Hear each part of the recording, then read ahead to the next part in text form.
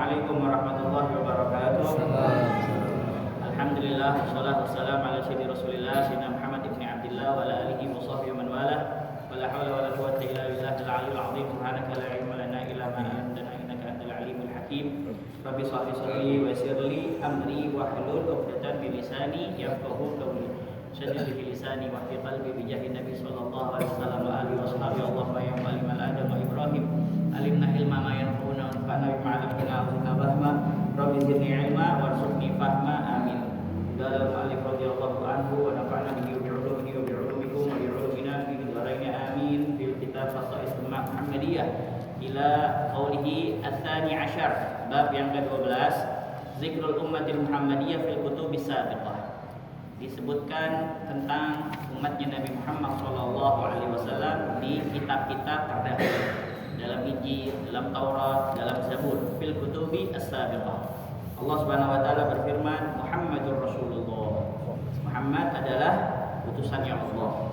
Walladzina ma'ahu, dan orang-orang yang bersamanya, asyidda 'alal kuffar, tegas kepada pada orang-orang kafir. Ruhama bainahum, tapi kasih sayang kepada sesama mereka.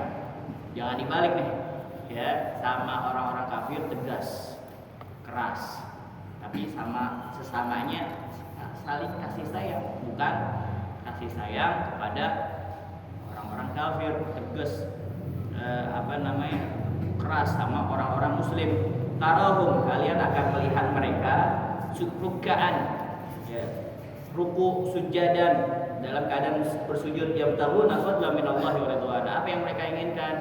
Mereka mencari fadlan minallah, anugerah dari Allah Subhanahu wa taala, wa ridwana, dan keridhaan dari Allah Subhanahu wa taala. Simahum fi wujuhim min athari wujud. Tandanya mereka, ciri-ciri mereka ada pada wajah-wajah mereka. Sebab apa? Atharis sujud. Ya, sebab bekas sujud mereka. Jadi mukanya mereka itu bercahaya, bersinar. Sebab apa?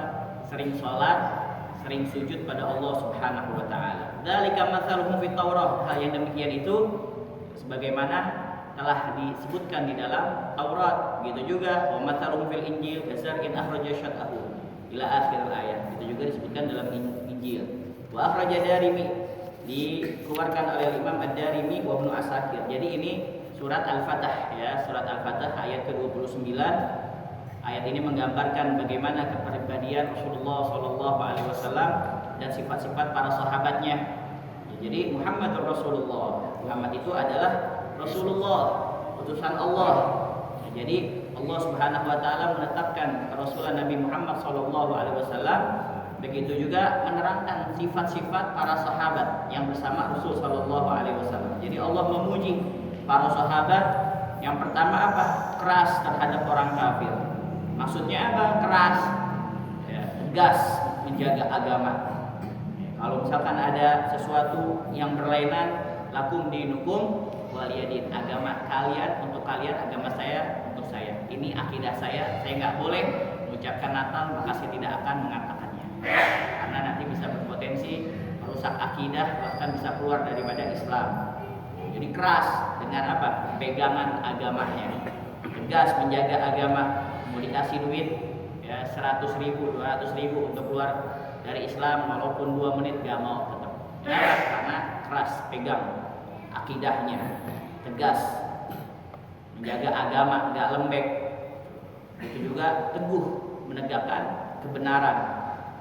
Bukan berarti kasar di sini dalam segi akhlak, tapi tegas ketika agama dipegang sama dia, sangat berpegang teguh dengan agama.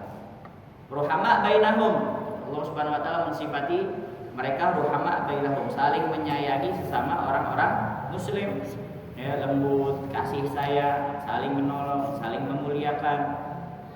Jadi ini ada seimbangan, tegas terhadap musuh, lembut kepada saudara seiman. Jangan dibalik.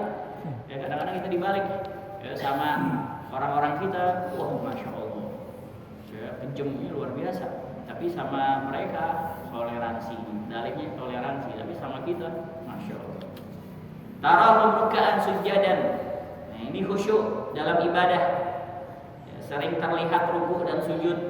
Maksudnya apa? Gambaran ini banyaknya sholat mereka, tekun ibadah, dan hati mereka selalu apa? Dekat kepada Allah Subhanahu wa taala. Tarahum ruk'an sujadan yabtaguna fadlan min Allah wa ridwan. Apa yang mereka inginkan daripada hasil ibadah mereka enggak lain enggak bukan menginginkan anugerah dari Allah Subhanahu wa taala dan keridhaan Allah Subhanahu wa taala. Enggak ada yang lain udah. Ya kita pengen ridha dari Allah Subhanahu wa taala. Baik. Nah, tanda di wajah mereka simahum fi wujuhim min athari sujud. Tuh, simahum fi wujuhim, tanda-tandanya mereka itu ada pada wajah-wajah mereka, terdapat pada wajah-wajah mereka min athari sujud, min athari sujud, bekas dari pada sujudnya mereka yang berupa cahaya ketaatan pada Allah Subhanahu wa taala, ketenangan, ketakwaan, bukan cuman apa?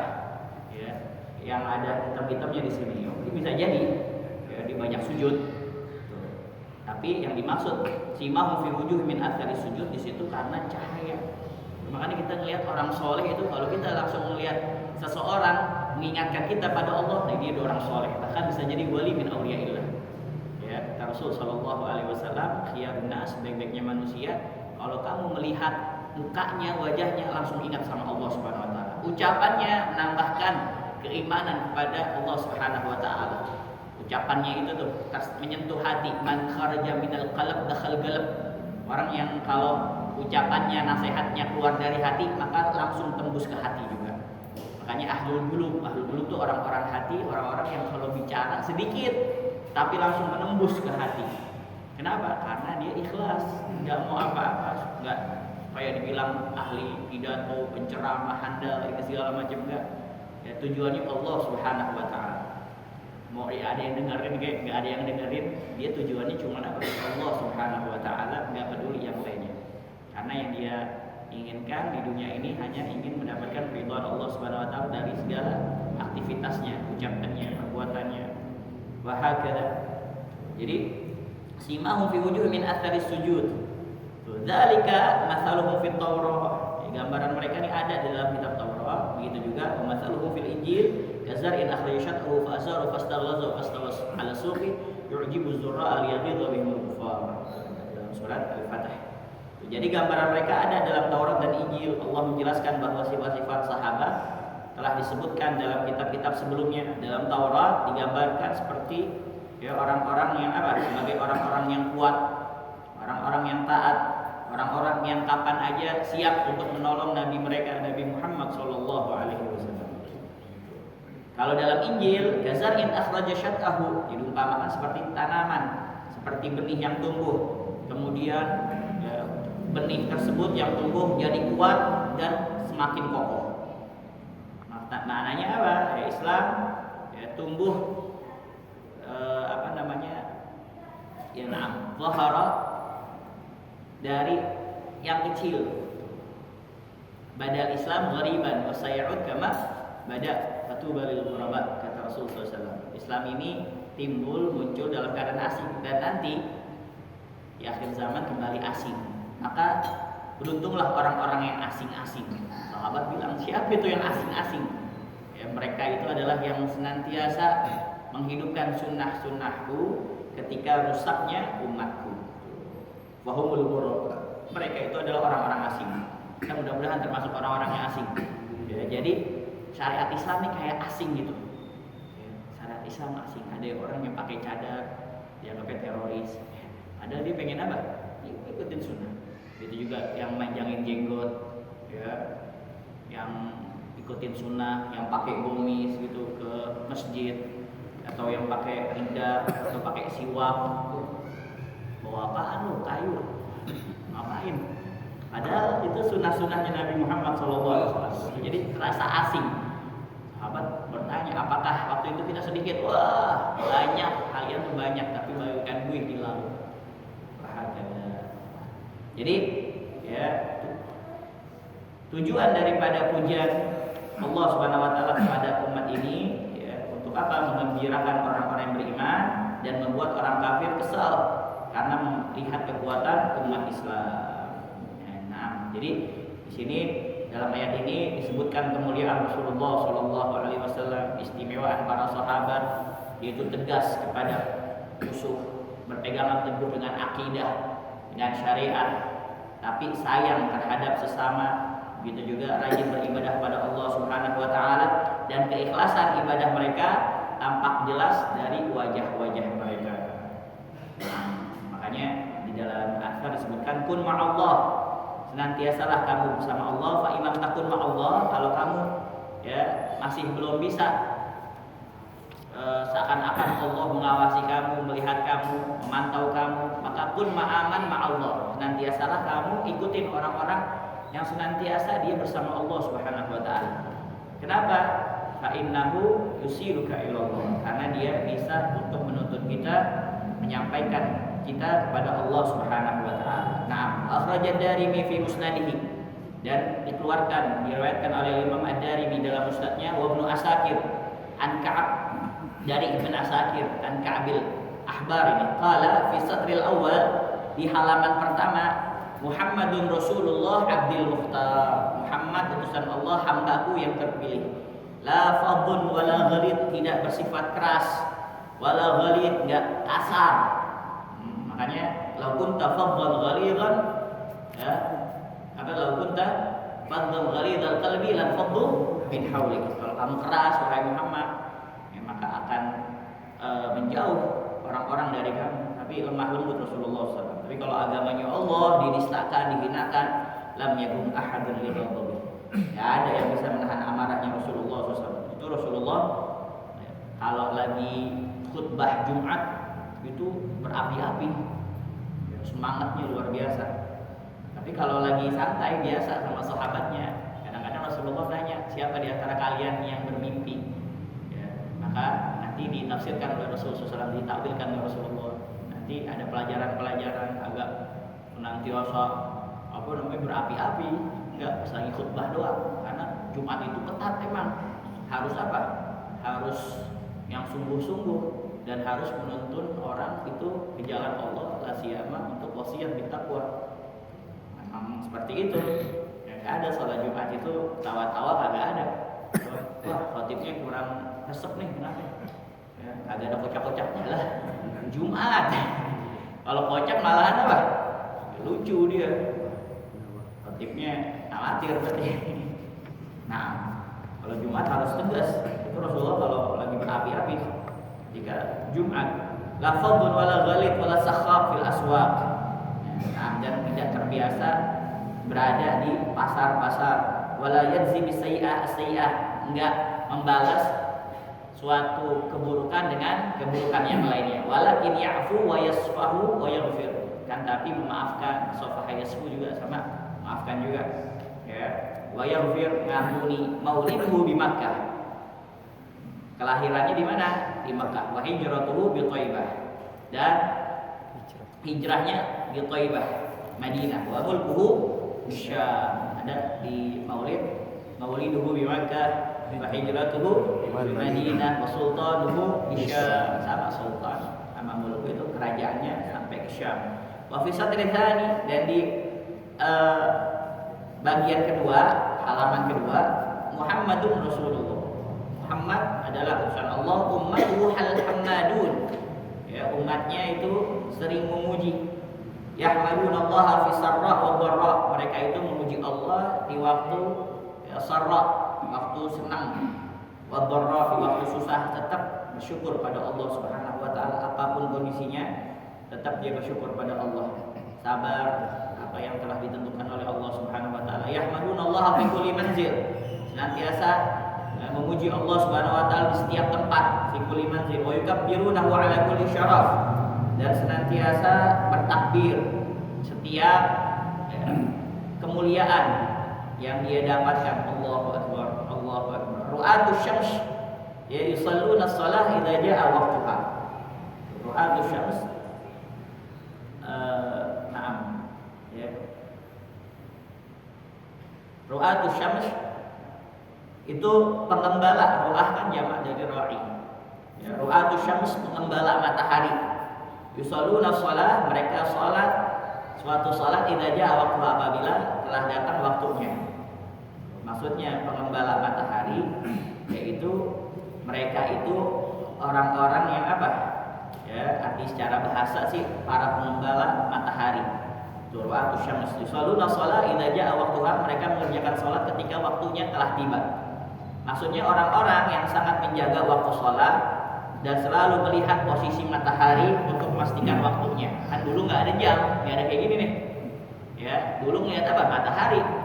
Ya, untuk menentukan waktu salat, waktu subuh, waktu duha, waktu zawal, ya, waktu zuhur, waktu asar, waktu maghrib, waktu isya.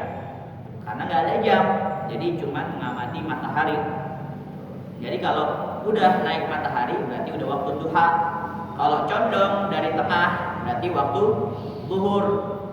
Waktu zuhur condong. Terus atau memanjang bayangan lebih panjang daripada orangnya, itu berarti udah masuk waktu asar. Kalau terbenam ya ada mega merah berarti waktu maghrib biasanya nih. Kalau nggak salah sih ada kata orang ahli falak, itu waktu-waktu yang kita kita sekarang ini maghrib itu agak diperlambat. Sebenarnya kalau udah mega merah juga udah masuk waktu maghrib. Sebenarnya kalau sunnah ketika kita Ramadan itu udah buka apa belum, jangan kita ngandelin azan di TV, tapi kita lihat, boleh aja lihat mega merah, ada mega merahnya.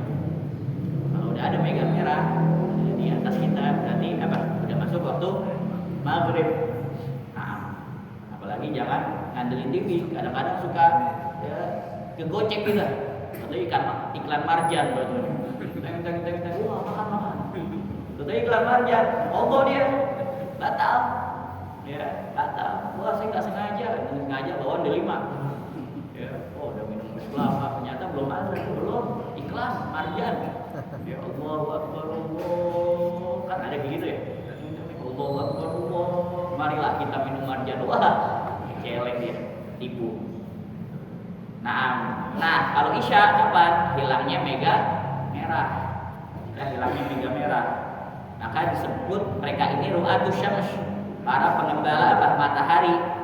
Terus pengembala matahari bukan mataharinya digembalain ada, tapi ini bahasa kiasan, bahasa majas, orang yang menjaga atau memperhatikan waktu sholat dan selalu melihat posisi matahari untuk memastikan waktunya.